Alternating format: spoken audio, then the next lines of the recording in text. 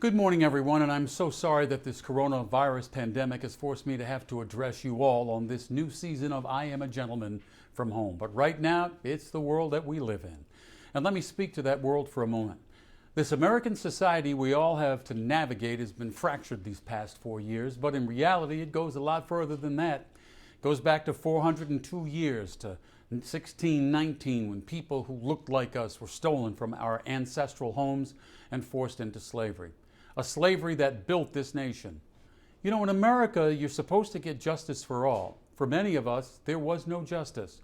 Only misery, degradation, marginalization, murder, and rape. One of the reasons this happened is because we were denied the right to a free and fair education and then a free and fair participation in elections. So that leads me to this next plea. Please understand that we must get all the information available to us. We've been so disenfranchised, and it was all by design. Those who took us by the gun and continue to stamp their feet to keep those guns had a plan. The plan was to keep us uneducated. Notice I didn't say undereducated. Understand this. Up until 1969, it was written into the legislative books of the state of Mississippi that it was, quote, against the law to teach people who look like you and me to read and write. Why do you think that happened?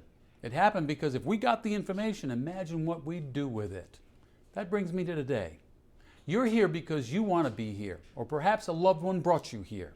You want to get the information. It starts by being a gentleman. It starts by giving respect before you get it. It starts with taking your ego out of the equation so you can learn. Learn grooming, learn etiquette, learn why and how to respect our women. In a few weeks, my smart, beautiful, resourceful, and talented wife, Lakeisha, will give a class on some of these aspects. But you have to be receptive. No more B's, no more C's. It's about getting an A or an A+ in what we will teach you.